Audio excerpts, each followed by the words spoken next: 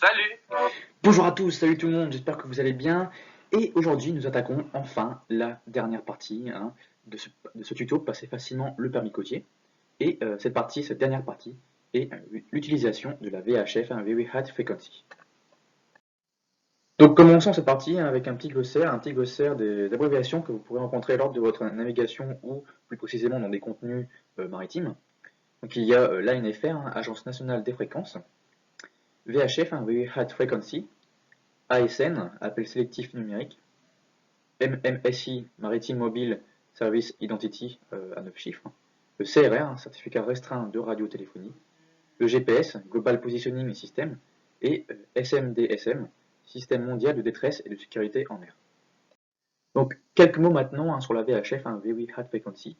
Eh bien, la VHF est un moyen de communication qui permet de demander assistance, par exemple, d'assurer la sécurité du bateau et de l'équipage, de participer à une opération de sauvetage, de contacter le CROSS, par exemple, une capitainerie, ou par exemple de recevoir des informations météorologiques avec principalement les BMS, bulletins météo spéciaux.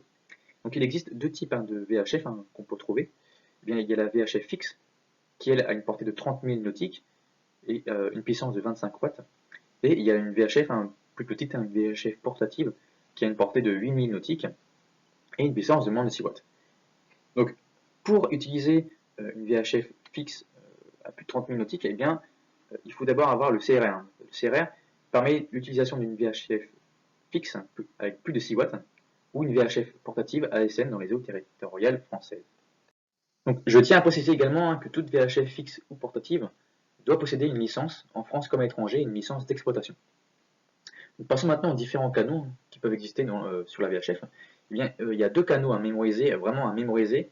C'est le canal 16, qui est un canal international en radiotéléphonie de détresse, de sécurité, d'appel d'une station, d'un navire, et c'est là où on reçoit les bulletins météorologiques spéciaux. Et puis il y a le canal 70, par la SN, appel sélectif numérique, qui est un canal de détresse et de sécurité et d'appel d'une station par exemple. Donc c'est vraiment ces deux canaux, le 16 et le 70, c'est vraiment très très important, c'est vraiment la base quand on commence la VHF. Puis après il y a d'autres canaux réservés aux capitaineries, le canal 9, et puis pour résumer, les autres canaux permettent la communication entre navire-navire, mais la communication navire-navire est préférée sur les canaux 6, 8, 72, 77.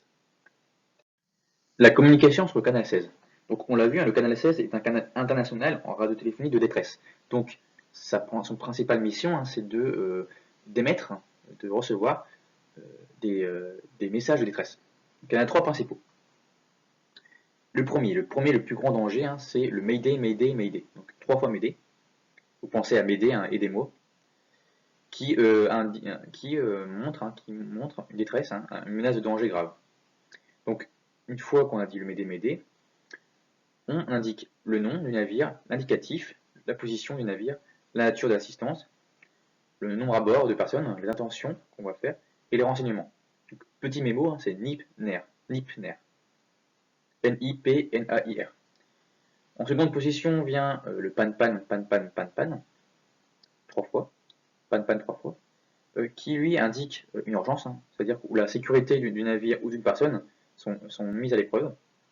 Et une fois après avoir dit le pan, pan, pan, pan, on indique le nom, l'indicatif, la position, la nature, les intentions et les renseignements. Et petit mémo, c'est NIP, NIR. N-I-P, N-I-R. Et puis après, en troisième position, il y a sécurité, sécurité, sécurité, qui lui indique une sécurité de la navigation, et donc il envoie un BMS ou épave. Donc, par exemple, le CROSS, quand il y aura un avis de vent frais, force 7 sur l'échelle de Beaufort, et bien, le CROSS l'indiquera avec sécurité, sécurité, sécurité. Et ainsi, après, on indique le nom, l'indicatif, le texte du message, et petit mémo, c'est NIM, N-I-M. Donc ces trois messages de détresse, Mayday, Mayday, pan, pan, pan, pan, pan, pan, sécurité, sécurité, sécurité, sont vraiment très très importants. Nous passons maintenant à la connaissance élémentaire du SMDSM. Eh bien, le SMDSM est un système de radiocommunication intégré, mondial, international, basé sur des systèmes de communication automatique. Chaque navire ou chaque station côtière participant au SMDSM possède une identification MMSI de 9 chiffres, Maritime Mobile Service Identity. Et il y a un MMSI pour un navire. Et bien, ce code, hein, le MMSI, doit être impérativement saisi dans l'équipement du navire qui est déclaré pour que celui-ci puisse bénéficier de la fonctionnalité ASN, donc émetteur-récepteur, de la VHF.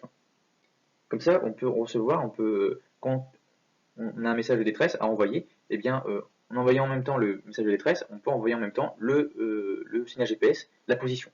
Donc, le MMSI et la position seront envoyés immédiatement. Passons maintenant à l'ASN, appel sélectif numérique, sur le canal 70. Donc on peut envoyer, comme on l'a vu, un message de détresse oralement sur le canal 16, mais on peut envoyer également un appel sélectif numérique, un message de détresse sur le canal 70. Donc ici, ça ne sera pas un message oral, ça sera un message numérique. Donc il y en a trois principaux, on peut faire le parallèle avec le Mayday avec le distress, le pan-pan avec l'urgency et le sécurité avec le safety. On peut faire un petit parallèle. Donc pour le distress, eh bien, on appuie 5 secondes et le message sera envoyé à tous. Il fournit l'identité du bateau, la position et la nature de la détresse.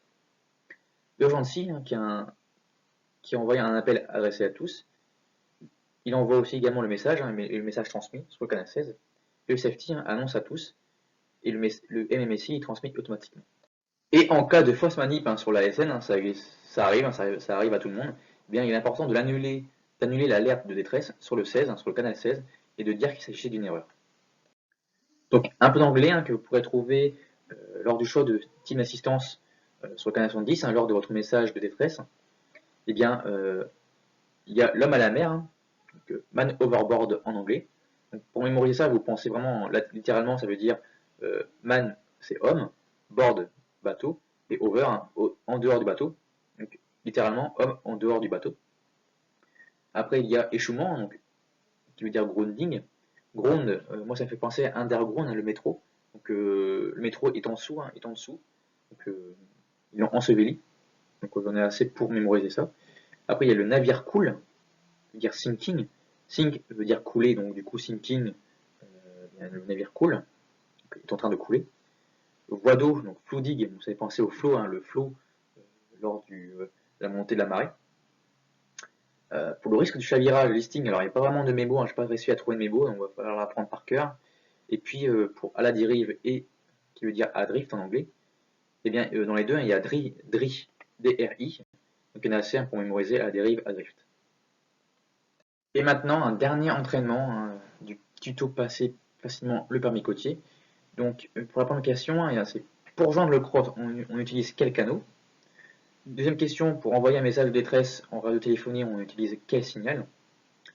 3. Sur votre VHF ASN, comment affichez-vous sur l'écran échouement? 4. Quels sont les canaux qu'on peut utiliser pour communiquer avec un autre navire? Pour la première question, c'était le canal 16 et le canal 70. Pour la deuxième question, c'était le signal de détresse, c'était Mayday, Mayday, Mayday. 3. Échouement veut dire grounding.